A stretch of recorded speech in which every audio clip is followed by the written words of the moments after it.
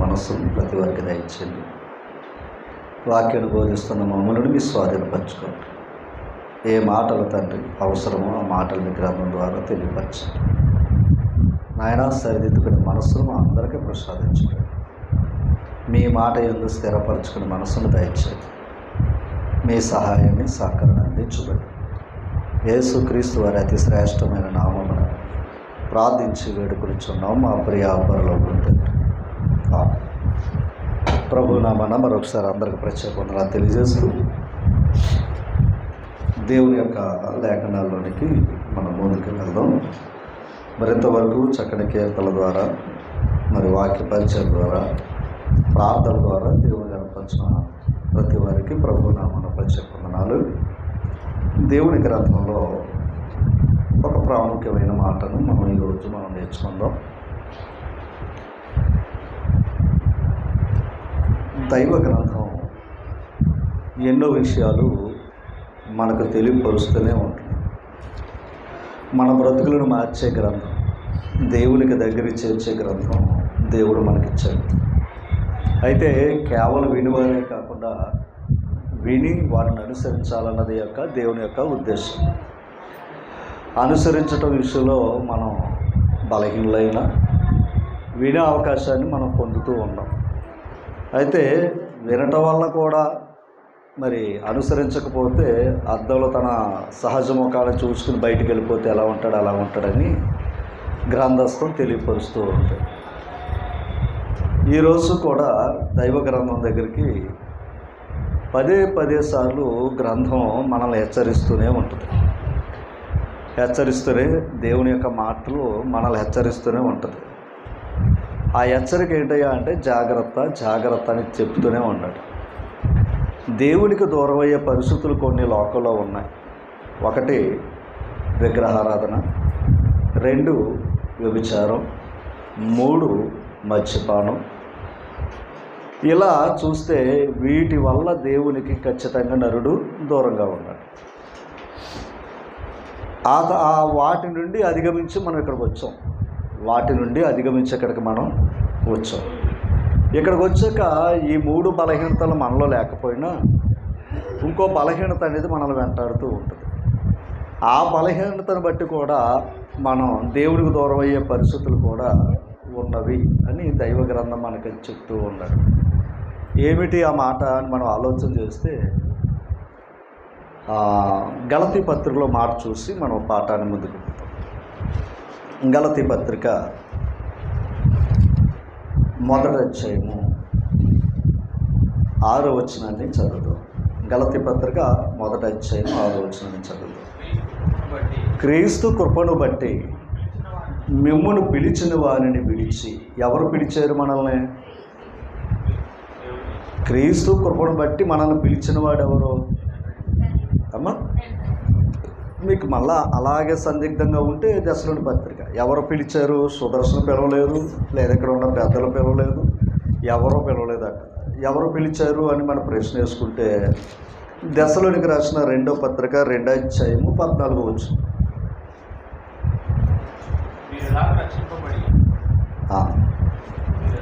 మీరు ఎలాగున రక్షింపబడి మన ప్రభువైన యేసుక్రీస్తు యొక్క మహిమను పొందవలనని. ఎవరి యొక్క మహిమను పొందవలనని? యేసుక్రీస్తు యొక్క మహిమ. అంటే ఆయన ఏం పొందాడు? దేని విడిచిపెట్టి వచ్చాడు? మహిమనే. మళ్ళీ ఏం పొందుకున్నాడు ఆయన? మహిమను. ఇప్పుడు మనం కూడా ఏం పొందాలి? ఇంతకీ ఏది పోగొట్టుకున్నాం? మహిమనే పోగొట్టుకున్నాం. ఎందుకంటే ఏ భేదం లేదు, అందరూ పాపం చేసి దేవుడు అనుగ్రహించు మహిమను. ఆదాము ఏం పోగొట్టుకున్నాడంటే ఏదైనా తోటలో దేవుని మహిమను పోగొట్టుకున్నాడు. దేవుని మహిమ ఏంటంటే దేవునితో ఉండే భాగ్యం. ఆ భాగ్యాన్ని పోగొట్టుకున్నాడంట. ఎవరో? ఆదాము నుంచి మనుషులందరూ కూడా పోగొట్టుకున్నది అదే మహిమనే పోగొట్టుకున్నాడు. ఇప్పుడు అక్కడ చెప్తున్నాడు, మన ప్రభు అయిన యేసుక్రీస్తు యొక్క మహిమను పొందవలనని ఆయన మా సువార్త వలన. ఆయనంటే ఎవరైనా? తండ్రి అయిన దేవుడు. ఓకేనా? మా సువార్త అంటే వారికి అప్పగించిన సువార్త ద్వారా దేవుడు పిలిచాడు. అంటే ఇప్పుడు పిలిపి ఎవరిదే? తండ్రిది. సువార్తికుడిది మాత్రం కాదు. మొదటి కొరింథీ పత్రిక మొదటి అధ్యాయం 9వ. ఎందుకు పిలిచాడు? మనసు పెట్టాలి. మన ప్రభువైన యేసుక్రీస్తు అను తన కుమారుని సహవాసమునకు ఎందుకు పిలిచాడు? ఇందాక మహిమ అనుకున్నాం, మహిమను పొందడానికి పిలిచాడు అన్నాడు. ఆ మహిమను పొందాలి అంటే ఇప్పుడు మనం ఎవరితో సహవాసం ఉండాలి? ఇంకోటి, లోకములో ఉన్న మహిమ అంతా ఎవరికి అప్పగించబడ్డది? అపవాదికి అప్పగించబడ్డది. అందుకే లోకంలో ఉన్నదంతా నాకు అప్పగించబడ్డది కనుక నేను ఇస్తానన్నాడు. అంటే లోకంతో స్నేహం చేస్తే ఆ మహిమను సంపాదించుకుంటున్నాం. ఓకేనా? ఇప్పుడు దేవుని కుమారునితో సహవాసం చేస్తే మనం క్రీస్తు ప్రభు యొక్క మహిమను సంపాదించుకుంటాం అని చెప్తున్నాడు అక్కడ. తర్వాత సహవాసమునకు మిమ్మును పిలిచిన దేవుడు, అంటే ఒక విధంగా చెప్పాలంటే నమ్మకం లేని మనుషులను నమ్మదగిన దేవుడు తన కుమారుడితో సహవాసం ఉండండి అని పిలుస్తున్నాడు. ఎంతవరకు ఉంటున్నారో నమ్మకం? అర్థమైంది మీకు? నమ్మదగిన దేవుడు పిలిచాడంట ఎక్కడికే? తన కుమారునితో సహవాసం. ఆ సహవాసానికి దేవుడే పిలిచాడంట, సుదర్శన్ కాదు. ఓకేనండి? కానీ మీకు ఇక్కడ కనపడుతుంది ఎవరయ్యా అంటే ఒక వ్యక్తి కనపడుతూ ఉంటాడు, కానీ ఆ వ్యక్తి పిలిచింది మాత్రం కాదు. ఇప్పుడు ఈ మాటలన్నీ మనం చదువుకున్నాం. సహవాసానికి పిలిచాడు, రెండవది మహిమను పొందడానికి పిలిచాడు. దానివల్ల ఎవరికి లాభం? ఎవరికి లాభం? దేవునికా మనకా? మనకే లాభం. కనుక దీన్ని మేము మనసు పెట్టాలి. ఇప్పుడు పిలిచిన మనం గలతీ పత్రికకి వెళ్ళిపోతాం. మన పాయింట్ అది కదా. మొదటి అధ్యాయం 6వ గలతీ పత్రిక. అది క్రీస్తు కృపను బట్టి మిమ్మును పిలిచిన వానిని ఒకసారి ఏం చేశారంట? విడిచారంట. ఎందుకు విడిచిపెట్టవలసి వచ్చింది? ఓకేనా? అంటే దేవుణ్ణి కూడా విడిచిపెట్టే అవకాశం ఉందా అంటే ఉంది. ఎందుకు విడిచిపెట్టవలసి వస్తుందంటే ఇప్పుడు చెప్తున్నాడు, కిందకి రండి. విడిచి భిన్నమైన సువార్త తట్టుకు మీరింత త్వరగా తిరిగిపోవట చూడగా. ఏ సువార్త? అది సువార్తే, అది దేవుని బోధే. కానీ దానికి ఏంటంటే ఆపోజిట్ అన్నమాట. ఓకేనా? వ్యతిరేకమైన బోధ. వాళ్ళు యేసుప్రభు గురించే చెప్తారు, మళ్ళా వాళ్ళు కూడా యేసుప్రభు గురించే చెప్తాను క్రిందకి వెళ్ళాక చెప్తారు. ఇప్పుడు అంటే భిన్నమైన సువార్త తట్టుకు తిరగటం వల్ల దేవుణ్ణి ఏం చేశారంట? విడిచిపెట్టారంట. అంటే ఇప్పుడు బోధ కూడా దేవుడి నుండి ఏం చేస్తుంది? అది భిన్నమైన సువార్త, భిన్నమైన బోధ దేవుడి నుండి కూడా తొలగిపోయే అవకాశాలు ఉన్నాయి. మనకు పెద్ద అనిపించదు.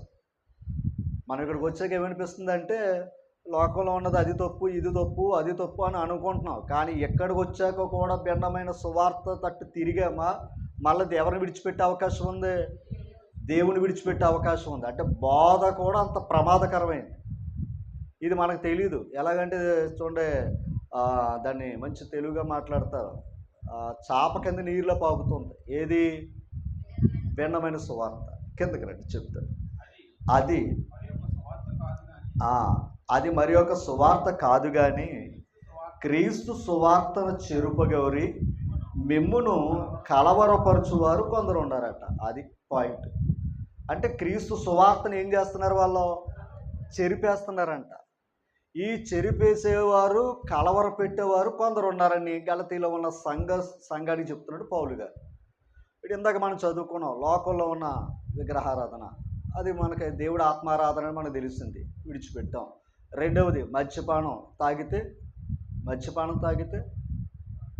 చెప్పండి, మద్యపానం తాగితే. ఎందుకంటే దేహం ఎవరిదే? మన దేహం ఎవరిదే? మరి దీన్ని ఎలా ఉంచుకోమన్నాడు ఆయన? పరిశుద్ధులుగా ఉండటానికే పిలిచాడు ఆయన. అర్థమైందండి? మరలా ఆత్మే కదండి అని మనం అనుకోవచ్చు. నీ దేహము ఆత్మ ఎలా ఉంచుకోమన్నాడు ఆయన? పక్క పేజీ తీయండి, పక్క పేజీ.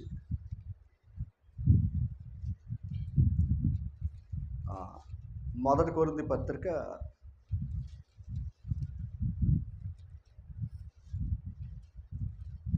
ఒకసారి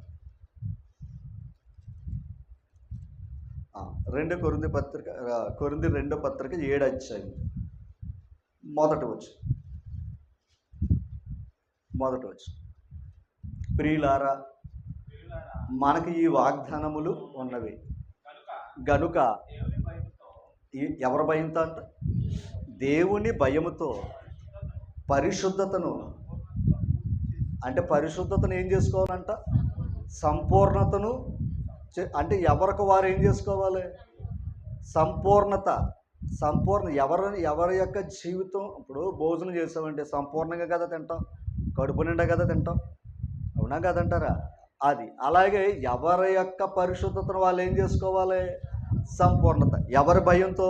కొరింథీ 2:7 కిందకి రండి. సంపూర్తి చేసుకొనుచు అండర్లైన్ చేసుకోండి. శరీరమునకును ఆత్మకును కలిగిన సమస్త కల్మషము నుండి మనలను పవిత్రులుగా చేసుకుందుము. అంతేనా మాట? అంటే ఇప్పుడు ఎన్ని పరిశుద్ధంగా చేసుకోవాలి అంటే, ఇప్పుడు మనం ఆత్మే కదా పరలోకం వెళ్తుంది, ఆత్మ వాక్యం వింటుంది అని అనుకోకండి. శరీరం కూడా ఎలా ఉండాలంటాడు ఆయన. ఇప్పుడు ఆ శరీరాన్ని అపవిత్రపరచుకున్నా పరలోకం వెళ్ళాం. మళ్ళీ అందులో ఎటువంటి సందేహం లేదు. అర్థమైందండి?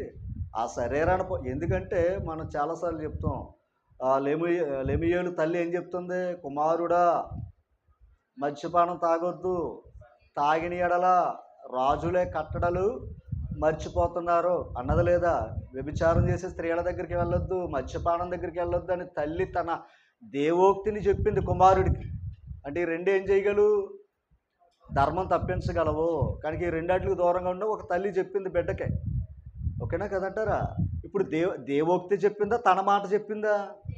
దేవోక్తి చెప్పినప్పుడు దేవుని మాట ఏంటో తెలుసండి. ఒకటి వ్యభిచారం జోలికి వెళ్ళకూడదు, ఓకేనా?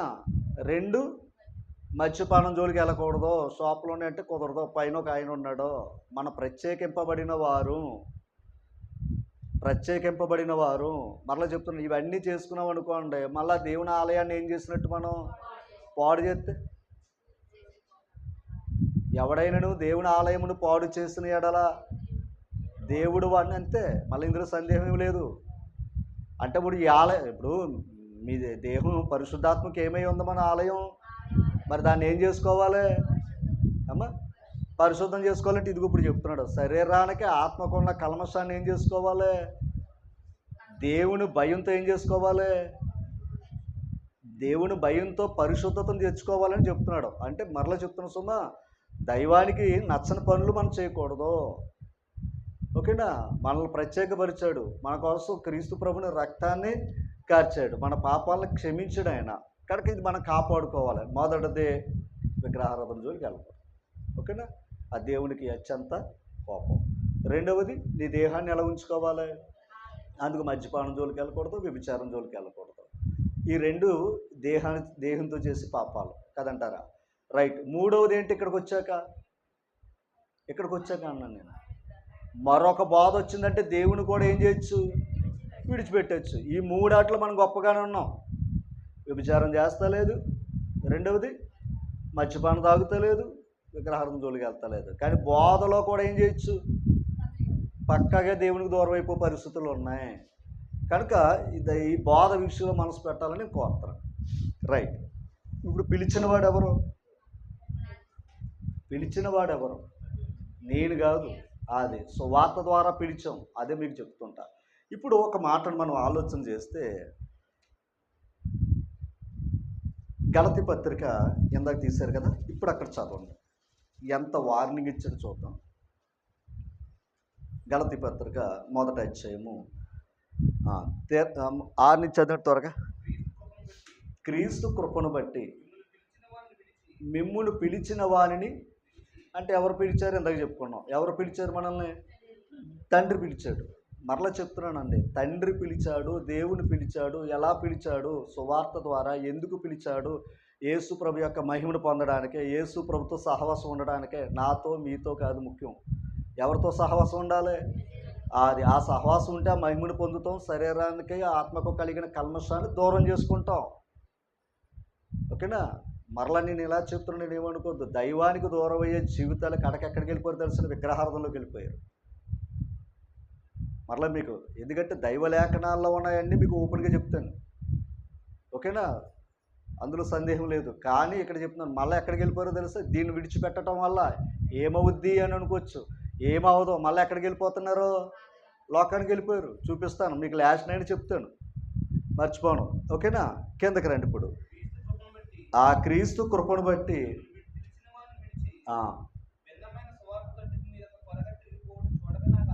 ఎంత బేగ తిరిగారంట. ఏమనుకోకండి, సత్యమైన బోధ ఎన్నాళ్ళు చెప్పిన బుర్రలోకి ఎక్కదు. సత్యమైన బోధ ఎన్నాళ్ళు చెప్పినా కూడా బుర్రలోకి ఎక్కదు. అదేంటో మరి విచిత్రం. విషం బే పని చేస్తుంది, అనారోగ్యం వస్తుంది, ఆరోగ్యాన్ని ఎంత ఎక్కించినా కూడా పని చేస్తలేదు. అవునే కదంటారా? అనారోగ్యం వచ్చింది, బలమైన ఇంజక్షన్లు చేస్తాడు, బలమైన ట్యాబ్లెట్లు ఇస్తాడు, బలమైన ఆహారం తింటాం ఎప్పుడు తిన్నాయి. కానీ మనం ఏమైపోతూ ఉన్నాం? కానీ అదే అనారోగ్యం రావడానికి ఒక్క దోమ చాలు. అంతే కదమ్మా? ఒక్క దోమ కుడితే మనం ఏమైపోతున్నాం? అంతే. ఒక ఇన్ఫెక్షన్ వెళ్ళిందా, ఒక క్రిమి లోపలికి వెళ్ళిందా, ఒక బ్యాక్టీరియా లోపలికి వెళ్ళిందా, అంత ఉన్న దేహం కడకేమైపోతుంది, మంచాన్ని బట్టే పరిస్థితికి వస్తుంది. అంటే తప్పుడు బోధ అంత త్వరగా తిరిగే అవకాశాలు ఉన్నాయట. సత్యబోధకేమో చాలా కష్టం. ఇప్పుడు కట్టాలంటే సమయం పడుతుందండి, పడగొట్టాలంటే సమయం అక్కర్లేదు కదా. ఎక్కడ కొడితే పడిపోద్దో దుష్టుడికి కూడా తెలుసు. కిందకి రా. అది మరి యొక్క సువార్త కాదు కానీ క్రీస్తు సువార్తను చెరుపగోరి మిమ్మును కలవపరుచువారు కొందరు ఉన్నారు. కలవరం అంటే ఆ బోధలో ప్రసలు ఏమొస్తున్నాయి? కలవరాలు వస్తాయి. అవునా కాదా? సందిగ్ధాలు. ఏంటి? అది చెప్పింది కూడా కరెక్టే, అది చెప్పింది కూడా వాక్యమే, అది చెప్పింది యేసుప్రభు గురించే కదా, ఇంకొకళ్ళ గురించి చెప్తలేదు కదా అని మీరు అనుకోవచ్చు. అదే కలవరం. కిందకి రండి, చెప్తాను. మేము మీకు ప్రకటించిన సువార్త కాక మరి ఒక సువార్తను, ఒక్కసారి ఏమండి, మేము ప్రకటించిన సువార్తను కాక మరి ఒక సువార్త అప్పుడు చదవండి. అంటే ఒకవేళ మరలా మేమే బోధ మార్చి ప్రకటిస్తే అర్థం అవ్వలేదా? అంటే ఇప్పుడు ప్రకటించింది ఎవరో ఒక మాట్లాడుతున్నారు, సుదర్శన్ బోధించాడు ఇంతకాలం. ఇప్పుడు ఇంకో బోధ సుదర్శన్ చెప్తే మీరేమవుతారు? నమ్ముతారు. ఎందుకంటే నేనే కదా చెప్పాను. అప్పుడు ఏమవుతారు? ఖచ్చితంగా నమ్ముతారు. కనుక అదే వాళ్ళ మీద పెట్టుకున్నాడు. మేమైనను అపోస్తులైనను. నెక్స్ట్ అంటే ఇప్పుడు అపోస్తులు చెప్పే బోధ నమ్ముతారా సంఘం? చెప్పాలి. అపోస్తులు చెప్పే బోధ నమ్ముతారు. ఎందుకంటే అపోస్తుల ద్వారానే కదా సంఘం విస్తరించింది.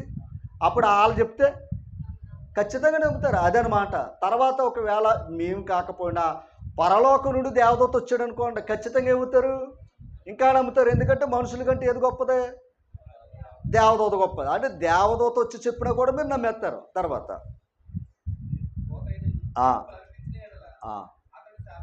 అంటే చెప్పేవాడు ఏమైపోతున్నాడు?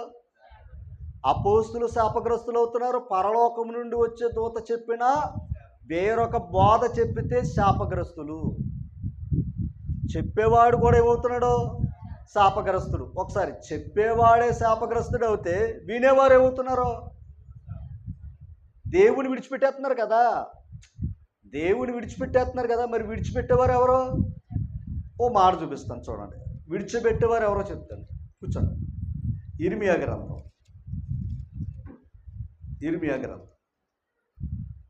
17 అధ్యాయం. ఇర్మియా గ్రంథం 17 అధ్యాయం 5వ వచనం చదవండి. యెహోవా ఎలాగూ సెలవిచ్చుచున్నాడు. ఇది అండర్లైన్ చేయండి. నరులను ఆశ్రయించి శరీరులను తనకు ఆధారముగా చేసుకొనుచు తన హృదయము యెహోవా మీద నుండి తొలగించుకునివాడు. అంటే ఇప్పుడు ఎవరి మాట విన్నారు వాళ్ళు? అంటే అపోస్తుల బోధ. ఆ బోధ వీడి కడక ఏం చేసుకున్నారు? హృదయంలో ఉన్న దేవుణ్ణి ఏం చేసుకున్నారు? ఇప్పుడు వీళ్ళు కూడా ఏం తెచ్చుకున్నారు? చెప్పేవాడు శాపగ్రస్తుడు, బోధ వినేవాడు కూడా ఎక్కడికి వెళ్ళిపోయాడు? శాపగ్రస్తుడు అయిపోయాడు. అంత మూట కట్టుకోవాలి. ఒక మాట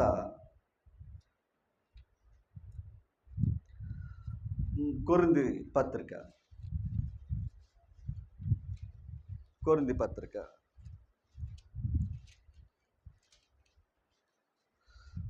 మొదటి పత్రిక 12 అధ్యాయం. మొదటి పత్రిక 12 అధ్యాయం. అమ్మా కొరింథీ మొదటి పత్రిక 12 అధ్యాయం. మొదటి వచ్చి మరియు సహోదరులారా కిందకి రండి.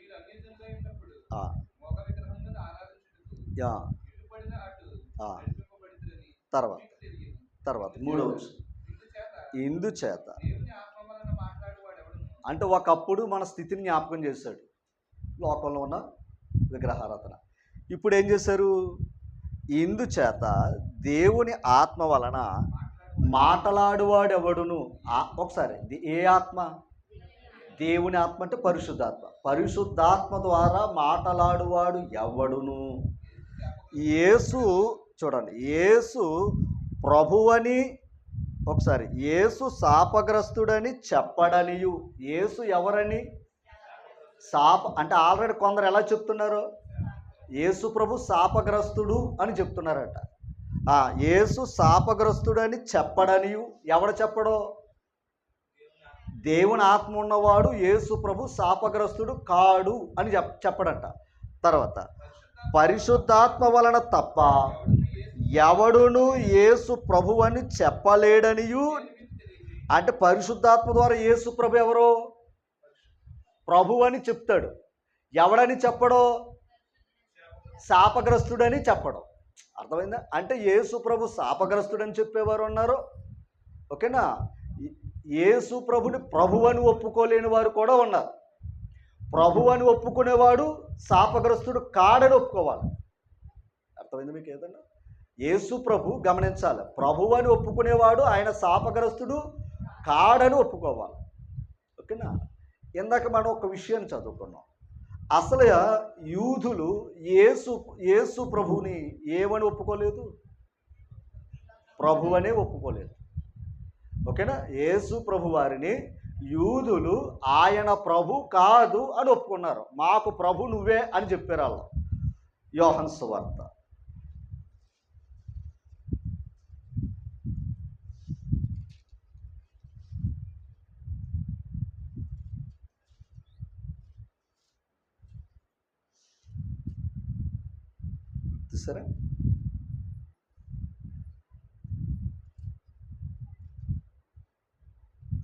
19 అధ్యాయం. 15 వచ్చిన చదవండి.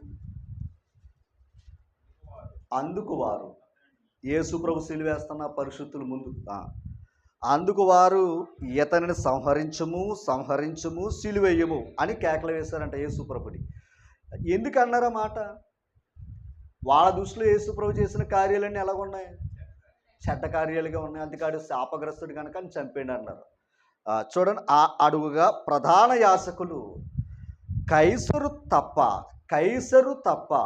అర్థమైందండి? కైసరు తప్ప మాకు వేరొక రాజు లేడనిరి. అర్థమైందా మీకు? మాకు వేరొక రాజు లేడనిరి. తర్వాత అప్పుడు సిలువ వేయబడుటకే అతడు ఆయనను వారిని అప్పగించాడు. అంటే మాకు రాజు ఎవరో? కైసరు. కైసరు ఎవరో? రోమ సామ్రాజ్యానికి అధికారి కైసరు. ఓకేనా? ఇప్పుడు ఐగుప్తు దేశానికి ఫరోలు ఎలాగో అలాగే రోమ సామ్రాజ్యానికి కైసరులు చక్రవర్తులు. ఇప్పుడు మాకు రాజు ఎవరో?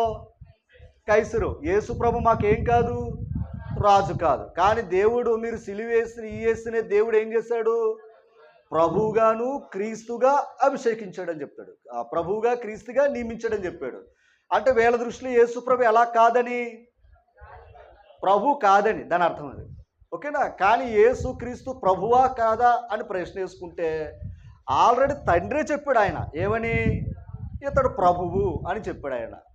ఇప్పుడు కొంచెం మనసు పెట్టాలి. ఎప్పటికే ఆ బోధతత్వం మనుషుల్లోనే ఉంది. ఒకటే, యేసు ప్రభుని ఒక మనుషుడి కింద చూపించాడు తప్ప ఎవరు? క్రైస్తవులు. అది విచిత్రం.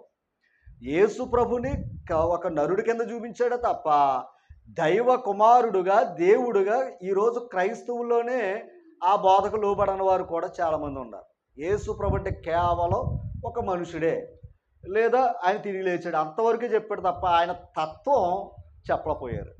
ఒక మాటను మీకు వివరిస్తాను, చూడండి, మనసు పెట్టండి. వీళ్ళు చెప్పే మాటల్లో యెషయా గ్రంథం దగ్గరికి వెళ్తాం. యెషయా గ్రంథం దగ్గరికి వెళ్తాం.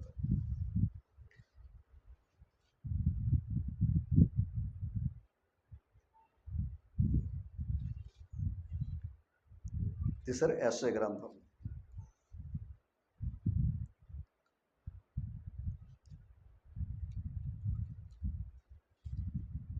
43 అధ్యాయం.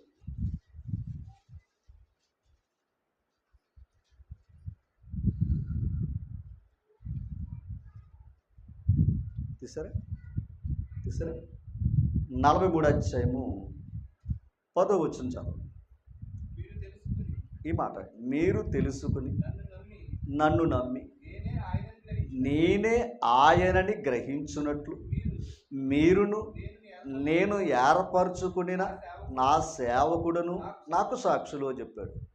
నేనే ఆయనని అండర్లైన్ చేయండి, తర్వాత చెప్తాను. ఇది నేనే ఎవరని, ఆయనని తెలుసుకునే రోజు కూడా వస్తుందని చెప్పాడు. ఇప్పుడు తర్వాత మాటకి వెళ్దాం. ఈ మాట చూడండి, నాకు ముందుగా ఏ దేవుడు ఎవరికంటే చెప్పాయనకి, ఆయనకంటే ముందుగా ఏ దేవుడు అంటే ముందుగా నిర్మించిన వాడు లేడు. తర్వాత నా తరువాత అంటే తర్వాత కాలంలో ఏ దేవుడు ఉండడు. దాని అర్థం చూస్తే దేవుడు ఎవడు? ఒక్కడే. ఆయనకు ముందు లేడు, ఆయన వెనకాల కూడా ఎవడో దేవుడు ఉండడు. ఓకేనా? అది చెప్పాడు. తర్వాత నేనే యెహోవాను, నేను తప్ప వేరొక రక్షకుడు లేడు. మీకు అర్థమైంది? అంటే రక్షించువాడెవరో ఆయనే అని చెప్తున్నాడు. ప్రకటించువాడును నేనే అని చెప్పి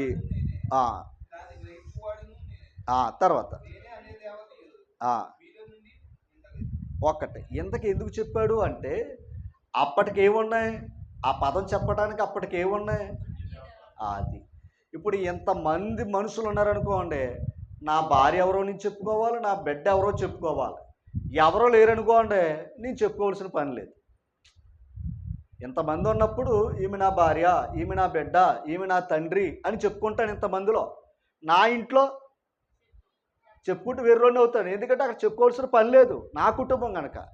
ఎంతగా దేవుడు నాకంటే ముందు నా తర్వాత ఎవడో ఉండడు అనే మాటకి ఎందుకు చెప్పాడంటే, పరలోకంలో ఉన్న దేవుని కుటుంబం వేరు, పరలోకంలో ఉన్న దేవుని కుటుంబం వేరు, గమనించాలి. కానీ పరలోకంలో ఎవరున్నారయ్యా అంటే, ఒకటి తండ్రి అయిన దేవుడు, 2 కుమారుడైన దేవుడు, 3 పరిశుద్ధాత్ముడైన దేవుడు. పక్కాగా దేవుడే, అందులో సందేహం లేదు. అయితే దేవదూతలు ఉన్నాయి, ఇది పరలోక కుటుంబం. కానీ అక్కడ ఎవరు లేరు, ఇక్కడ మనుషులు ఎవరైతే చేసుకున్నారో ఏది అదనమాట, వారు లేరు. ఒకసారి దీన్ని ఎలాగుంచండి. 115వ కీర్తన, 115వ కీర్తన మొదటి వచనం చూడండి.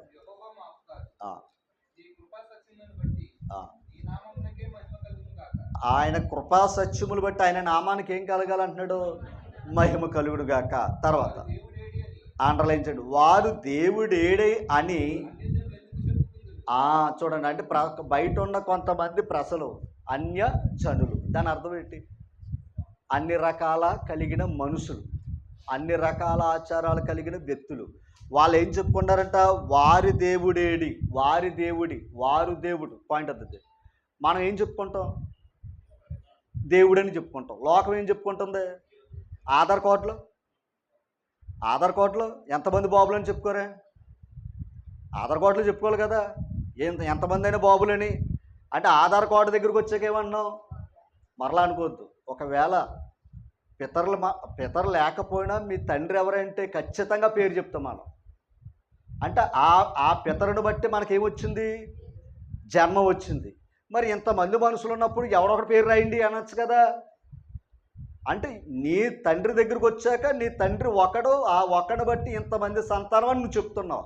ఇది నీ కుటుంబ ధర్మం. అయితే దైవ కుటుంబంలో దేవుళ్ళు ఎంతమంది ఉంటారో ఒకవేళ ఎక్కువ ఉన్నారనుకోండి, అది వ్యభిచారం. అది ఎంతమంది దేవుళ్ళు అన్నారనుకోండి వ్యభిచారం, ఎంతమంది భర్తలు అంటే వ్యభిచారం, ఎంతమంది తండ్రులు అంటే వ్యభిచారం. అది ఇప్పుడు అంతమంది మనుషులు పెట్టుకుంటే వాళ్ళు ఏమన్నారంటే వాళ్ళందరూ ఇందాక అన్య దేవతలు అని పదం వాడాం. ఎవడికొక్కడ అక్కడ అంతమందిని పెట్టుకుంటే అక్కడ దైవత్వం లేదు. అక్కడ ఇంకా ప్రమాదకరమైన మాట ఉంది, మీకు చెప్తాను. ఓకేనా? ఇప్పుడు ఇక్కడ ఏమన్నారు, వారు దేవుడేడి. వీళ్ళు కరెక్ట్గానే చెప్తున్నారు. ఇంకా చెప్పాలంటే ఈరోజు కూడా క్రైస్తవులు ఏమన్నారు, వారు దేవుని బిడ్డలు. బాగుంది, దేవుళ్ళు బిడ్డలు అనరు. అర్థమైందా మీకు? ఏదన్నా ఇప్పుడు మేము ఉన్నాం, వీరభద్రం గారి పిల్లలంటే మా గౌరవం. అది అదే ఇంకో పదం అన్నారు అనుకోండి, ఎవరి పిల్లలు మాకు తెలియదు అన్నారు అనుకోండి, అది అగౌరవం. అంటే దేవుడేంటో లోకానికి తెలియని పరిస్థితి లోకంలో ఉంది. ఓకే, దేవుణ్ణి తెలుసుకునే భాగ్యాన్ని దేవుడు చెప్తున్నాడు, కానీ దాన్ని మర్చిపోతున్నారు, దూరం చేసుకుంటున్నారు. ఇప్పుడు వారేమన్నారంటే వారి దేవుడు ఏడి, వారి దేవుడు ఎంత గొప్పదండి. మళ్ళీ వాళ్ళతో అంటున్నారు దేవుడు ఒక్కడే అంటున్నారు. మళ్ళా మరి ఆ ఒక్కడి దగ్గరికి ఎందుకు రావు? అంతే కదండి, ఒక్కడే అన్నప్పుడు ఆ ఒక్కడు ఎవడో. అంతేగాని దారిపోయేదానయా లేదా ఎర్రచీర కట్టుకున్న ఆవిడ మా ఆవిడ అంటే ఎంత. అలాగే దైవం దగ్గరికి వచ్చేటప్పుడు ఖచ్చితంగా మనం ఏం చేసుకోవాలి తెలుసా? దైవాన్ని వెతుక్కోవాలి. ఎవరికి ఒకటి పుట్టిన బిడ్డ తల్లిని పట్టుకున్నాడు, తండ్రిని పట్టుకున్నాడు. ఆ బిడ్డకున్న కనీస జ్ఞానం కూడా ఎవరికి లేదు, మనుషులకి లేదు. ఇప్పుడు వారేమన్నారు, వారి దేవుడు ఏడి అని అన్యజనులు చెప్పుకుందరు. ఇప్పుడు దేవుడు ఎక్కడ ఉన్నాడు చెప్తున్నాడు చూడండి. అంతే, పరలోకంలో ఉన్నాడు ఆయన. అర్థమైందా? దేవుడు అక్కడ ఉండేవాడు. అర్థమైందా మీకు? ఏదన్నా చంద్రబాబు నాయుడు ఇప్పుడైనా మా ఇంట్లో ఉన్నాడంటే కుదిరిద్దా?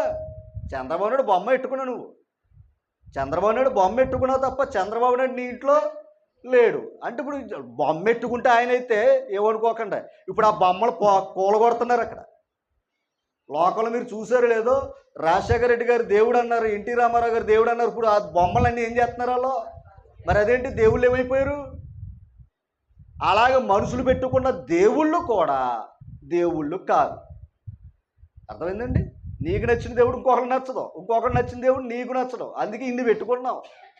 కానీ నీకు నచ్చినా నాకు నచ్చకపోయినా ఆ దేవుడికి మనం నచ్చినట్టుగానే ఉండాలి.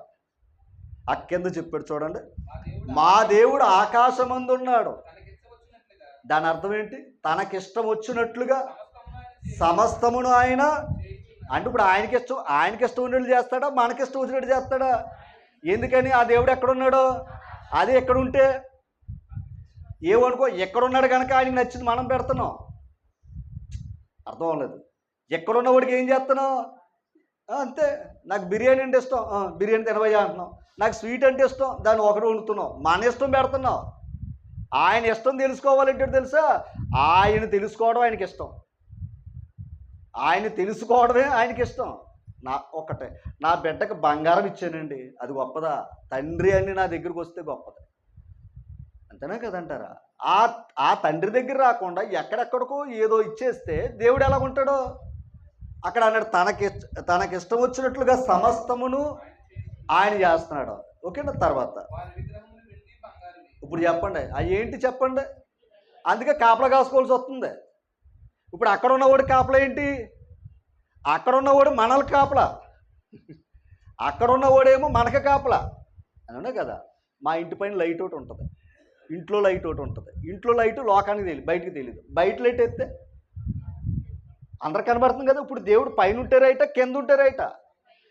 కింద ఉన్నాడు అనుకోని తొలిపేస్తాం మనం, మనకు కావాల్సినవన్నీ పెట్టేసి తొలిపేసి మాట్లాడుకో, మళ్ళీ రేపు వస్తానంటావు.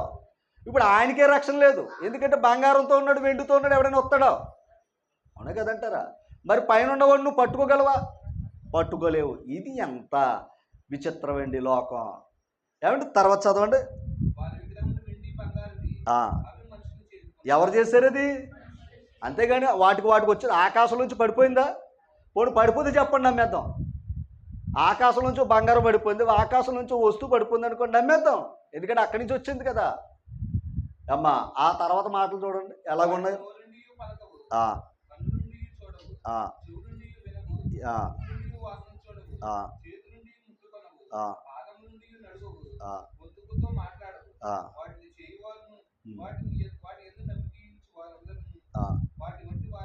అంటే వాళ్ళ కూడా ఏంటో అంతే, అవి ఎలాగ ఉన్నాయో వీళ్ళు అలాగే ఉన్నారు. అందుకే ఏమనుకోకుండా అలాగే ఉన్నారు. వీళ్ళు ఎవరో ఇప్పుడు నేను అడుగుతున్నాను, పైన ఆయన ఏం చేస్తున్నాడు? అదనమాట. నీకు ఆకలేస్తుందో భోజనం పెడుతున్నాడు, నీకు కష్టం వస్తుందో తోడుగా ఉన్నాడు, నష్టాల్లో దేవుడు తోడుగా ఉన్నాడు, ప్రాణం మీదకి వచ్చిందో ఆయన ఉన్నాడు. మరి నువ్వు చేసుకున్నాయి నువ్వు కాపాడుకోవాలి. ఇందాక అన్నాడు, నిన్ను రక్షించువాడును నేనే, కానీ నరుడు చేసుకున్న దాన్ని వీడు రక్షించుకోవాలి. ఏమనుకోకండి, ఈరోజు బంగారు వేసులు బయటికి వెళ్ళడానికి లేదు, మనకి బంగారు వేసులు బయటికి వెళ్ళడానికే లేదు. ఎందుకంటే అంత ప్రమాదం అది ఈరోజు. మరి అదే బంగారం వీళ్ళకి పెడితే మరి అదే కదా. అందుకే సెక్యూరిటీ అక్కడ. కానీ దేవునికి సెక్యూరిటీ ఏంటండి అసలు? అందుకే ఆయన ఎక్కడ ఉన్నాడు?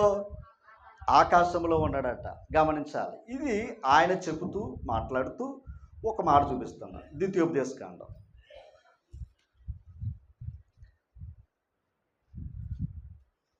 32 అధ్యాయం 17 వచ్చిన చదవండి. ఈ మాట ఉన్నాడు అంటే దేవుడికి ఏముండాలి? దేవత్వము అన్నాడు. ఒకటే, మానవత్వమే తెలియదు మనుషులకి. మానవత్వమే తెలియదు. మానవత్వం అనే దానికి మొదటిది ఏంటి చెప్పండి? మొదటిది మన ఇంట్లో చెప్పండి, కూడా బయట వదిలేస్తాం. తల్లిదండ్రులకి ఏం పెట్టాలి? అంతే కదండి, భోజనం పెట్టాలి. మానవత్వం అదే కదా. అంటే కుటుంబాన్ని ప్రేమించటమే కదా మానవత్వం. అయ్యో, ఇంకా మనకుంటే బయట వరకు పెట్టేది ఏమంటాం? అది మానవత్వం చాటుకోవటమే. అంటే కుటుంబాన్ని బయట, అంటే దాని అర్థం ఏంటంటే మనం మనిషిని ప్రేమించి వాడి ఇబ్బందులు ఉన్నప్పుడు సహాయం చేసింది ఏంటి? మానవత్వమే సరిగ్గా తెలియదు మనకి. ఇక దైవత్వం ఎలా తెలుస్తుంది?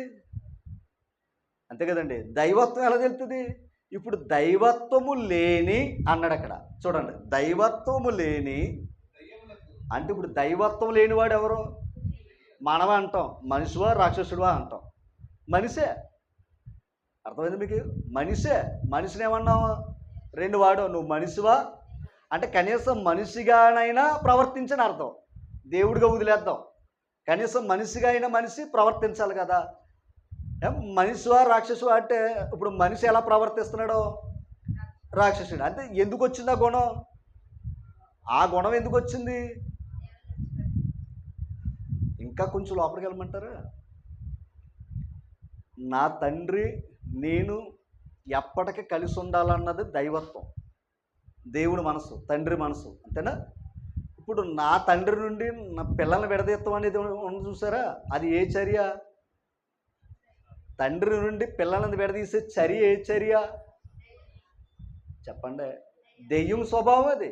కుటుంబాలు పాడు చేయడం, కుటుంబాలు విడదీయడం ఎవరి చర్య? అది దెయ్యం. ఇప్పుడు చెప్పండి, ఇది ఎప్పుడైతే నేను పెట్టి మొక్కు అన్నాను అనుకోండి, ఇప్పుడు నేను దేవుళ్ళుడు దూరం అయ్యి దీని దగ్గర అయ్యాను. అర్థమైంది మీకు? ఏదని ఇది బంగారం కాసేపు అలాగ అనుకోండి. ఇప్పుడు దీనికి ఎప్పుడైతే మొక్కు అన్నాను అనుకోండి, నా తండ్రికి దూరం అయ్యి దీని దగ్గరికి వచ్చాను, దీన్ని అట్టుకులో ముద్దులెట్టేస్తున్నాను. అర్థమైందా? ఇప్పుడు నా తండ్రి ఏమో మాట్లాడుతున్నాడు, ఇది మాట్లాడతలా, ఇది పలుకుతలా, కనీసం చేతి స్పర్శ కూడా ఇస్తలేదు నాకు. కానీ ఎలా ఉంది? ఎందుకంటే వెండి బంగారం మనకున్న పిచ్చి అది కదా. మనకున్నది ఏది? దేవుని కంటే ఏది ఇష్టం? అందుకే అపవాది ఏం చేసిందయ్యా అంటే ఈ వస్తువుని ఇలా తయారు చేసి పెట్టింది. ఎవరికి దూరం చేసింది? అదనమాట. అందుకే పదవాడాడు దైవత్వము లేని అది. అంటే దైవత్వం నుంచి నిన్ను దూరం చేసేది ఎవరయ్యా అంటే దెయ్యమే. ఎందుకంటే ఆనాడు ఏదైనా తోటలో ఆదాము అవ్వని దేవుడు సృష్టిస్తే నా మాట వినండిరా, నాతో ఉండండిరా అని అన్నాడు. కానీ దెయ్యం వచ్చి ఏం చేసింది? అది. అంతేనా? విడదీసిందే లేదా? విడదీసేవాడు దెయ్యం అండి. అది ఏ రూపమైనా సరే, ఏ వస్తువు అయినా సరే, ఎవరైనా సరే కలిపేది దేవుని యొక్క మనసు. ఈ విషయాలు చెబుతూ ఒక మాట 18వ వచనం దగ్గరికి వచ్చింది. ఒకసారి కిందకు వచ్చండి. క్రొత్తగా తామెరగని దేవతలకును, క్రొత్తగా పుట్టిన దేవతలకును. ఒకసారి క్రొత్తగా దేవతలు ఎలా పుడతాయి అమ్మా? అంతే, అదే అన్నమాట. మన మనుషులు ఏమవుతుందంటే టెక్నాలజీ, భవిష్యత్తులో రోబో కూడా దేవతే. అంతే కదండి, భవిష్యత్తులో రోబోలు కూడా దేవతలే. ఎందుకంటే ఒకప్పుడు బంగారం, వెండి, చెక్క ఇలాగెలా వాడారు. ఇప్పుడు రోబోలు కూడా దేవత. ఎందుకంటే వాటికి కనీసం పని అయినా చేస్తున్నాయి రోబోలు. తెలీదా రోబోలు? ఎందుకంటే కనీసం వాటికున్న జ్ఞానం కూడా వాటికి లేవు. అందుకని భవిష్యత్తు కాలంలో, ఎందుకంటే మనదంతా కంప్యూటర్ కాలం అయిపోయింది కదా, అవునా కదంటారా? ఇప్పుడు అమ్మా నాన్న ఎవరు పిల్లలకే? Cell phone. అమ్మా నాన్నలు ఎవరయ్యా అంటే సెల్ ఫోనే కదంటారా బాబు? టెక్నాలజీ. భవిష్యత్తులో మరి కొత్త దేవుడు కావాలి కదా, ఆ కొత్త దేవుడు ఎవరయ్యా అంటే రోబోని పెట్టుకుంటారు. ఎందుకు తెలుసా? ఆ రోబో నాకు పెట్టుకుని ఈది కాపలాకాయ, సెక్యూరిటీతో పని లేదు. ఇంకా ఓ 4 రోబోలు పెట్టుకున్నారు అనుకోండి, ఎందుకంటే వాటిని చంపినా అవి చావయి. అందుకని భవిష్యత్తు కాలంలో కూడా మనం చూస్తామో చూడవో తెలియదు, కానీ భవిష్యత్తు కాలంలో కూడా వెండి బంగారాలు ఎలాగైతే అయినాయో దైవత్వాలుగా, భవిష్యత్తు కాలాల్లో కూడా రోబోలు కూడా దైవాలుగా భావించే రోజులు కూడా రాబోవచ్చు. ఎందుకంటే మసిగుడ్డ కూడా దేవుడే కదా మనకి. చీపురు కట్ట దేవుడు, మసిగుడ్డ దేవుడు, అంతేనే కదంటారా? ప్రతిదీ దేవుడే, కానీ దేవుడు తప్ప అన్ని దేవుళ్ళే. నాన్న తప్ప అందరి తండ్రిలే. అందరి సంఖ్యలు ఎక్కేద్దాం అనుకుంటున్నాం, కానీ వాళ్ళు ఎక్కించుకోవడం, అది నేను మొయ్యడు, నువ్వే వాడిని మొయ్యాలి. అర్థమైంది మీకు? ఏదన్నా తండ్రి కనుక నేనేం చేస్తున్నాడు ఆయన? మోస్తున్నాడు. నీ కష్టంలో ఉన్నప్పుడు సహాయం చేస్తున్నాడు ఆయన, కానీ నువ్వు అనుకున్నవాడు ఏం చేయాలి? నువ్వు మొయ్యాలి. ఎంత విచిత్రమైనది అమ్మా. కిందకి అక్కడ ఒక మాట ఉంది, తాము తమ పితరులు భయపడిన దేవతలకు బలర్పించిరి, నిన్ను పుట్టించిన ఆశ్రయదుర్గమును. అర్థమైందా? నిన్ను పుట్టించిన వాడిని ఏం చేసావు? విసర్జించావు. తర్వాత నిన్ను కనిన దేవుణ్ణి ఒకసారి ఎవరికి అన్నారు? దేవుడికి అన్నాడు. అంటే ఇప్పుడు దేవుడు అనేవాడు ఎవరు? నిన్ను కనేవాడు, నువ్వు చేసుకున్నవాడు కాదు. అర్థమైందండి? ఇప్పుడు నా బిడ్డ అని అంటానండి, నేను కన్నాను కనుక నా బిడ్డ. అందుకు తండ్రి బిడ్డల బంధం ఇది. అరే ఏమనుకోకండి, మనకు భోజనం పెట్టినోడిని అంత ప్రేమించేస్తుంటున్నావంటే, మనకు జన్మనిచ్చిన దేవుణ్ణి కూడా మర్చిపోతున్నావంటే దేన్ని బట్టి మర్చిపోయావు? కొత్తగా వచ్చినాయి. అర్థమైంది మీకు? ఏదన్నా క్రొత్తగా వచ్చినాయి. అందుకు క్రొత్తగా వచ్చిందంటే ఇందులో లేదేమో, అది గొప్పదేమో, అది గొప్పది కాదేమో, మరొకటేమో, ఇలా వెతుక్కుంటూ వెళ్ళారు. కానీ ఆయన ఏమన్నాడు తెలుసా? నా ముందు ఎవడో లేడు, నా వెనక ఎవడో లేడు, నేను ఒక్కనేరా అన్నాడు. ఆ మాటల్లో ఉన్న అంతరార్థమైన గ్రహించుకోవాలి కదా మనుషులు. అమ్మా అక్కడి రండి. నిన్ను కనిన దేవుణ్ణి మరిచితివి. మరి తండ్రిని మర్చిపోతే దేవుడు చూడడా? చెప్పండి. దేవుని మర్చిపోతే దేవుడు చూడడా? చూస్తాడు ఖచ్చితంగా, బాధే. కనుక ఈ సమస్యల్లోనికి ఆ కాలం వెళ్ళింది. వారిని గురించి దేవుడు ఏం చేస్తున్నాడు అంటే, నా ముందు లేడు, నా వెనక లేడు, మీరు పెట్టుకున్నవన్నీ కూడా మీతో మాట్లాడేవి కావు, నేను ఆకాశంలో ఉన్నాను, నాకు ఇష్టం వచ్చినట్టు చేస్తున్నాను, నన్ను వెతుక్కోండి, నన్ను తెలుసుకోండి రా బాబు అని ఆయన అంటున్నాడు. ఈ వెతుక్కోవడం మనకి అంత పని లేదు కనుక, ఓకేనా, ఉండదాంతో ఏం చేస్తున్నాం? సర్దుకుపోతున్నాం, లేదా కొత్త వాళ్ళని తెచ్చుకుని పెట్టుకుంటున్నాం. అవునా కదంటారా? సరే, ఇప్పుడు యెషయా గ్రంథం దగ్గరికి వద్దాం. యెషయా గ్రంథం దగ్గరికి వద్దాం మళ్ళీ.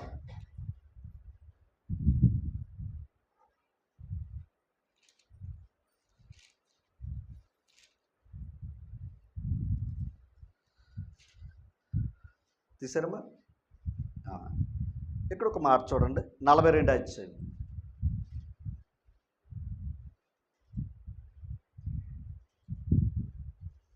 8వ వచనం చదవండి.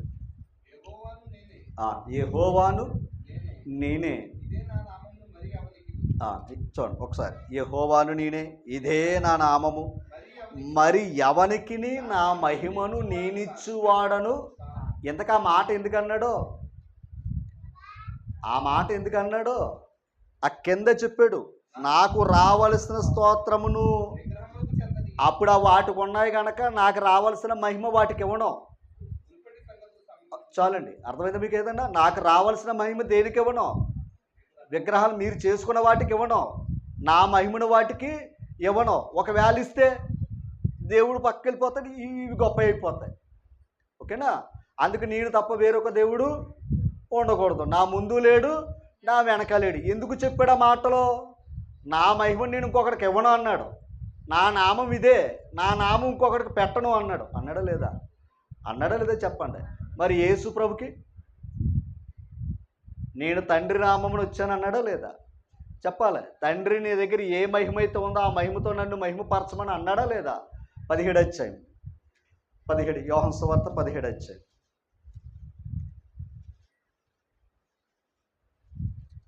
తీసారా? మొదటి వచ్చి ఒకసారి మొదటి నుంచి. ఏసీ మాటలు చెప్పి ఆకాశం వైపు కనులెత్తి, అంటే యేసు ప్రభు ఎక్కడ చూసి ప్రార్థన చేస్తున్నాడు? ఆకాశం అంటే ఎక్కడ ఉంది అంటే ఇప్పుడు ఆకాశం పైన ఎవరు ఉన్నారు అంటే ఇప్పుడు దేవుడు ఎక్కడున్నాడు? కుమారుడు ఎక్కడున్నాడు? భూమి మీద ఉన్నాడు. అంటే ఇప్పుడు మన అందరికి కూడా తండ్రి ఎక్కడ ఉన్నాడని చెప్తున్నాడు ఆయన. అది అంతేగాని ఆ దిక్కులు ఈ దిక్కులు చూసి ప్రార్థన చేయలేదు ఆయన. పరలోకంలో ఉన్న దేవుడి గురించి ఆయన ఏం చేస్తున్నాడు? ప్రార్థన చేస్తున్నాడు. ఇప్పుడు అక్కడ ఉన్నవాడు ఎవరు? తండ్రి. అదే కదా చెప్పాడు, అక్కడ ఉన్నవాడు తండ్రి. ఇప్పుడు ఆ తండ్రికి మనం అందరం ఏం చెయ్యాలి? ప్రార్థన చేయాలని నేర్పుతున్నాడు. ఇప్పుడు చూడండి, తండ్రి అంటే నా గడియ వచ్చి ఉన్నది, నీ కుమారుడు నిన్ను మహిమపరచుము, నీ కుమారుడు నిన్ను మహిమపరచునట్లు. ఒకసారి యేసు ప్రభు తండ్రిని ఏం చేశాడంట? ఇందాకేమన్నాడు? నా మహిమని ఎవరికి ఇవ్వనా అన్నాడు ఆయన. అన్నాడా?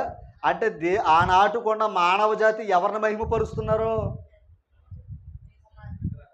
అది అర్థమైంది మీకు? ఏదన్నా వాటిని దైవాన్ని విడిచిపెట్టి మరొకరిని ఏం చేస్తున్నారు? వాళ్ళు మహిమపరుస్తున్నారు, దేవుని వదిలేశారు.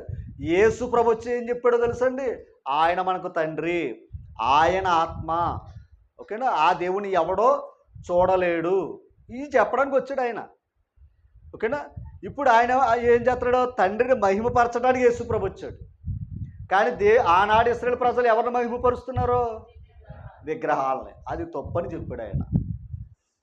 నన్ను ఒక్కసారి మా నాన్న వదిలేసి, ఏమనుకోకండి, మా నాన్న వదిలేసి అక్కడ ఉన్న చెట్లు పుట్టలు మహిమపరుస్తున్నాను అనుకోండి, ఎలాగుంటుంది? ఆయన బట్టే కదా నా జీవితం, నాకు ఈ స్థితి. చెప్పాలి కదంటారా? ఆయన బట్టే కదా ఇక్కడ చిరునామా, ఇక్కడ అడ్రస్సు, ఈ బంధువులు మొత్తం అంతా ఆయనదే కదా. మరి ఆయన వదిలేసి ఏమి లేదండి మరలా అనుకోక, ఆ నాయకుడు నాకు 10 రూపాయలు వేసాడు, ఆయన గొప్పవాడు అన్నాను అనుకోండి మా నాన్నకంటే. ఏ నాయకుడు జోబులో డబ్బులు తీసి పెట్టడం, మన జోబులో తీసి ఆయన జోబులో పెట్టుకున్న తర్వాత పెడతాడు. ఇంతకన్నా తెలివైన చెట్టుగా ఏదీ లేదు ఎవరైనా సరే. అవునా? అయితే స్పెషల్గా ఇస్తున్నారా అమ్మా? అది మనమే పెట్టాం, ఇంకా అలాంటి వాళ్ళు పెడతారు. మరి అమ్మ కిందకి రండి, కిందకి. అది నీ కుమారుడు నిన్ను మహిమపరచునట్లు. అది కుమారుడు ఏం చేశాడు? తండ్రిని. ఇప్పుడు తండ్రి కుమారుడిని ఏం చేశాడు? మహిమపరిచాడా లేదా? పరిచాడా లేదా? పరిచాడు. మరి ఇందాకేమన్నాడు? నా మహిమ నేను ఎవరికి ఇవ్వనన్నాడే. ఆ మాట దేనికి సంబంధించింది? విగ్రహాలకు సంబంధించింది తప్ప యేసు ప్రభుకి సంబంధించింది కాదు. ఓకేనా? ఈ మాట తీసుకుని ఈ మాట కలిపేసుకుని ఎవరో కొంతమంది అబ్బే ఆయన తప్ప ఇంక యేసు ప్రభు ఏమి దేవుడు కాదు అంటున్నారు. అర్థమైంది మీకు? ఎంత విచిత్రం అంటే లోకంలో ఉన్నవారైనా యేసు ప్రభుని దైవంగా భావించే వాళ్ళు ఉన్నారు. మనం ఇందాక ప్రారంభంలో ఏం చెప్పుకున్నాం? యేసు ప్రభు ఎవరు కాదని చెప్తున్నారు? ప్రభువు కాదు. ప్రభు అనే మాటకు అర్థం ఏంటో తెలుసండి? ప్రభు అనే మాటకు అర్థం ఏంటో తెలుసండి? సమస్తానికి ఆయన రాజు, సమస్తానికి రాజు. ఓకేనా? ఒక మాట మీకు చూపిస్తాను చూడండి.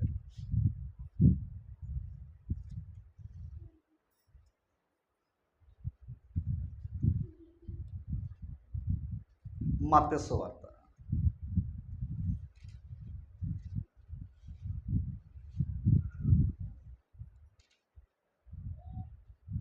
21:9.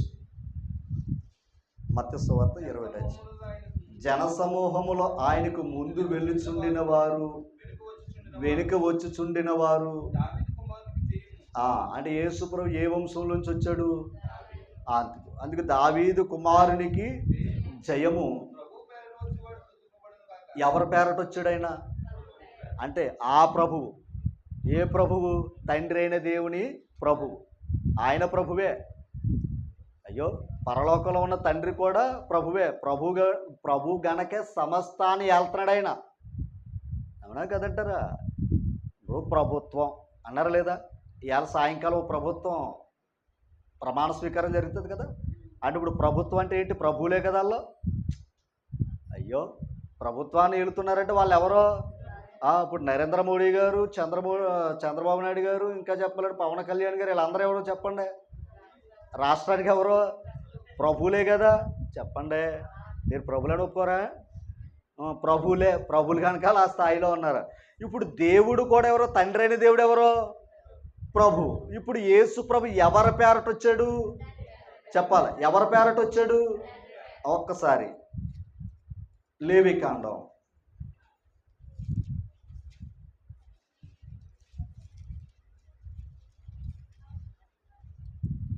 17 అధ్యాయం. లేవికాండం 17 అధ్యాయం.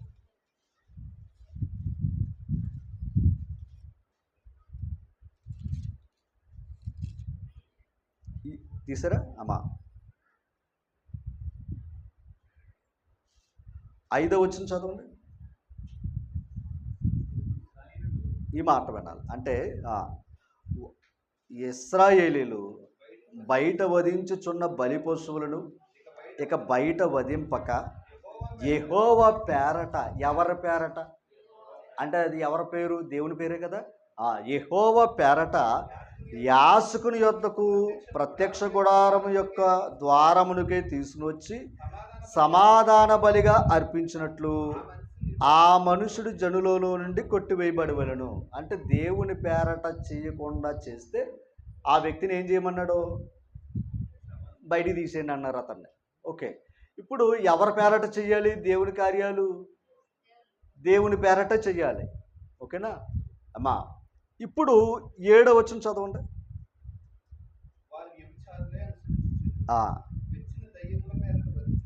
ఏ పేర్లు? ఏ పేర్లు? దెయ్యముల పేర్లు అనే మాటకు అర్థం ఏంటి? దెయ్యాలకు కూడా ఏమున్నాయి? పేర్లు ఉన్నాయి. అర్థమైందండి? అందుకే కదా నీ పేరేంటంటే చెప్పాడు ఒకడు. ఏమని? శానా అని చెప్పాడు. ఇంకోలా అనుకోకండి. శానా అన్నాడా లేదా? అన్నాడా లేదా? అంటే శానా అంటే సమూహం అని అర్థం. అంటే దెయ్యాలకు కూడా ఏమున్నాయి? ఉన్నాయంటారా లేదా? ఇప్పుడు ఆ దెయ్యాలు అంధకార సంబంధులకు లోకనాథులతోనూ ఆకాశ మండలమందున్న దురాత్మల ఇప్పుడు చెప్పండి, ఉన్నాయో లేవంటారా? దేవుడు ఉన్నాడని నువ్వు నమ్మినప్పుడు దెయ్యం ఉందని కూడా నమ్మాలి. కానీ ఇప్పుడు దెయ్యాలు కూడా ఏం చేస్తున్నాయి? వారి పేరట ఏం చేసుకుంటున్నాయి? గొప్ప చేసుకుంటున్నాయి.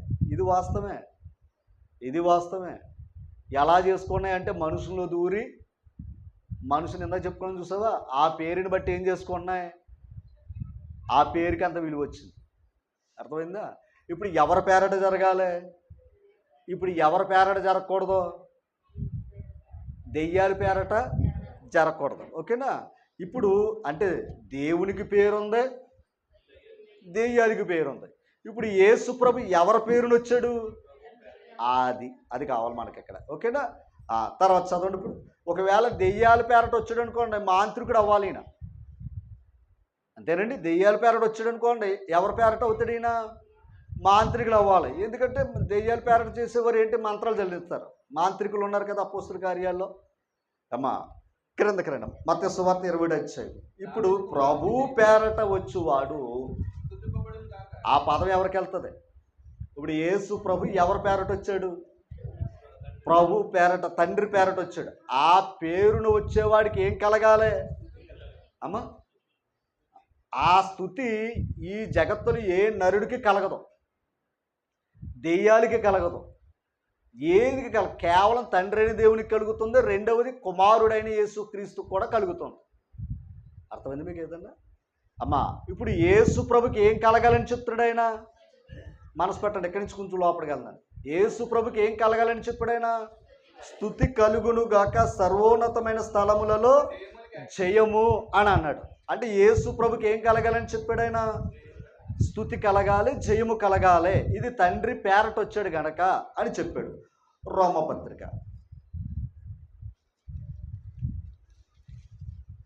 9వ అధ్యాయం 5వ వచనం. 9వ అధ్యాయం 5వ వచనం. పితరులు వీరువారు. ఎవరో పితరులు అంటే ఇశ్రాయేలు వారి గురించి చెప్పిన మాటలు. వీరువారు అండర్లైన్ చేయండి. ఎవరి గురించి మాట? 139 పేజీ ఏమో రోమపత్రిక 9వ అధ్యాయము 5వ వచనం. పితరులు వీరివారు శరీరమును బట్టి. అంటే ఇప్పుడు యేసు ప్రభు శరీర రీతిగా ఎక్కడ పుట్టాడు? ఆయన ఇశ్రాయేలు వారిలో పుట్టాడు, యోధాలో పుట్టాడు ఆయన. అదే కదా చెప్పాడు. అంటే ఇప్పుడు ఎవరి గురించి ఆ మాట? యేసుప్రభు ఎక్కడ పుట్టాడు, వాళ్ళ పితరులు ఏంటని చెప్తున్నాడు అక్కడ. అంటే ఇప్పుడు అక్కడ మనకు కావాల్సిన వ్యక్తి అక్కడ ఎవరి కోసం? యేసుక్రీస్తు. ఆ క్రీస్తు వీరిలో పుట్టాను. తర్వాత ఎవరో? ఇప్పుడు చెప్పండి, యేసుప్రభు ఎవరో? దేవుడే కాదా? మరి ఇందాక యెషయా గ్రంథంలో నేను తప్ప నాకు ముందు వెనక లేడన్నాడే. అది విగ్రహాల గురించి మాట్లాడింది, మనుషుల గురించి మాట్లాడింది. అర్థమైందండి? అసలు ఈ కలిగి ఉన్నది ఏదియో ఆయన లేకుండా ఎవరో? అది ఇందాక చెప్పింది భూమి మీద గురించి మాట్లాడిన మాట. ఓకేనా? భూ సంబంధమైన విషయాలు అవి. ఇప్పుడు ఇక్కడ ఏం చెప్తున్నాడో, యేసుప్రభు ఎవరో? సర్వాధికారి. ఆ సర్వాధికారి అయినా ఇప్పుడు ఆ సర్వాధికారం ఉందా యేసుప్రభుకి? ఉందా అన్నానమ్మా. ఉంది. ఎలాగా? అది విడిచిపెట్టి వచ్చాడు ఆయన. ఇంకా చెప్పాలంటే దేవునితో సమానంగా ఉండే భాగ్యాన్ని ఏం చేశాడు ఆయన? విడిచాడు. అంటే దేవునితో ఈక్వల్ ఆయన, దేవునితో ఈక్వల్. ఒక మాట, నా తండ్రికి ఇంటి మీద హక్కు ఎంత ఉందో నాకు అంతే హక్కు ఉంటుంది. అవునా కదా? చెప్పాలి. నా తండ్రి నా మీద హక్కు ఎంత ఉందో నా ఇంటి మీద కూడా హక్కు ఉంటుందా ఉండదా? చెప్పాలండి బాబు. ఇప్పుడు యేసుప్రభు నిర్మింపబడిన వ్యక్తి కాదు. అర్థమైంది మీకు ఏదన్నా? యేసుప్రభు ఈ సృష్టి కలుగునుగాక మళ్ళా యేసుప్రభుని ఒక రూపంగా తీసుకుని చేసిన వాడు కాదు. ఎవరో? తండ్రి అయిన దేవుడు. అంటే తండ్రి ఉన్నాడు, కుమారుడు ఉన్నాడు, పరిశుద్ధాత్ముడు ఉన్నాడు. ఎక్కడ? పరలోకంలో. పరలోకంలో ఉన్న తత్వం అర్థం అవ్వాలంటే వాక్యాన్ని మనస్ఫూర్తిగా వినాలి. భూ సంబంధమైన విషయాలు మాట్లాడుతున్నప్పుడు అది భూ సంబంధంగా తీసుకోవాలి. భూ సంబంధమైన విషయాలు తీసుకొచ్చి పరలోకంలో ఉన్న ప్రభుని ఏం చేశారో తెలుసండి? ఆయన ఒక ప్రభు కాదు, ఒక మనుషుడే అన్నారంతే. అర్థమైంది మీకు ఏదన్నా? ఆయన కేవలం ఒక నరుడే. ఎవరు కాదని? అలా దేవుడు కాదనేవాడు ఏమవుతున్నాడు? ఇప్పుడు శాపగ్రస్తుడు అవుతున్నాడు. ఇప్పుడు కొత్త బోధలు మళ్ళా కొత్త బోధలు. ఇందాక క్రొత్త దేవతలు అనుకున్నామే, కొత్త బోధలు. ఇప్పుడు నాటి నుంచి నేటి వరకు దేని గురించి మాట్లాడతాం మనం? తండ్రి గురించి, కుమారుని గురించి. అంటే పరిశుద్ధాత్ముడు వస్తే కానీ మనకు సర్వసత్యం ఏంటో తెలియలేదు. అవునా కదంటారా? అమ్మ, సర్వసత్యం ఎప్పుడు వచ్చింది? అపోస్తుల కార్యం నుంచి అంతా కూడా సర్వసత్యం. మరి యెషయా గ్రంథం ఏంటి? అప్పుడు అది సర్వసత్యం కాదు కనుక అది ఏ జ్ఞానం? భౌతికమైన జ్ఞానం చెప్పాడు, భౌతికమైన విషయాలు చెప్పాడు. ఇప్పుడు అందుకే ఆత్మ వస్తే కానీ యేసు ప్రభు అని చెప్పలేడు. ఆత్మ లేనివాడు మాత్రమే శాపగ్రస్తుడని చెప్తాడు అన్నట్టు. ఇప్పుడు యేసు ప్రభుని ఒక నరుడిగా చూపించాడు అనుకోండి. యేసు ప్రభుని ఎలా చూపించాడో తెలుసా? శాపగ్రస్తుడిగా చూపిస్తున్నాడు. ఎవరో చెప్పేవాడే. ఓకేనా? కిందకి చదవండి ఒక్కసారి. ఈయన సర్వాధికారి అయిన దేవుడై ఉండి, ఎవరో?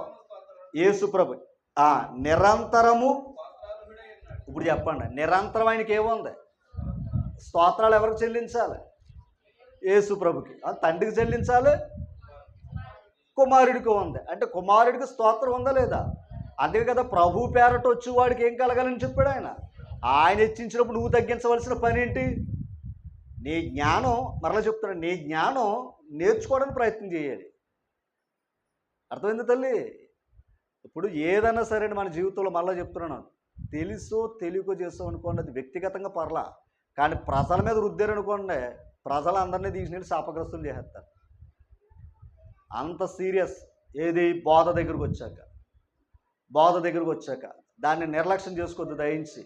ఓకే, యేసుప్రభు ఎవరో ఇప్పుడు చెప్పండి దైవ సన్నిధిలో. వాక్యాన్ని చూపించండి మీకు. చదవండి ఆ మాటే. మీరు బెంగెట్టుకోవద్దు, భయపెట్టక్కర్లేదు. బలవంతం కాదు. ఒకవేళ నమ్మలేదా? శాపగ్రస్తుడివి. నమ్మినోడు శాపగ్రస్తుడు కాడు. అంతే కదా? ఏనా? మళ్ళీ దీన్ని బలవంతంగా మీ బుర్రలోకి ఎక్కించవలసిన పనేమీ లేదు. ఓకేనా? యేసుప్రభు ఎవరో? ఇది నా మాట కాదు, ఇందాక చెప్పాడు, దేవుడు చెప్పిన మాట. ఈయన సర్వాధికారి అయిన దేవుడై ఉండి నిరంతరము. అంటే ఆయనకి కలుగుతుందా లేదా? అబ్బాయి యేసుక్రీస్తు ఆరాధనకు పాత్రుడు కాదంటాడు. మరి ఆయన పుట్టినప్పుడు మరి ఆ జ్ఞానులు వచ్చి ఏం చేశారు? మ్రొక్కిరి అన్నాడు లేదా? వాళ్ళకున్న వస్తువులు తెచ్చేసి ఇప్పుడు బాల్యంలోనే ఏం చేశారు? మ్రొక్కారు. మ్రొక్కినప్పుడు మరి మ్రొక్కకూడదని చెప్పాలి కదా. అంటే ఆయన ఆరాధనకు పాత్రుడే. ఓకేనా? పేతురు పత్రిక, ప్రకటన గ్రంథం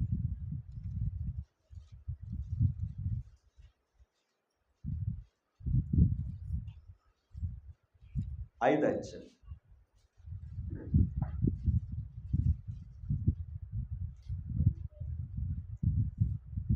11 వచ్చిన చదవండి. 11 వచ్చి మరియు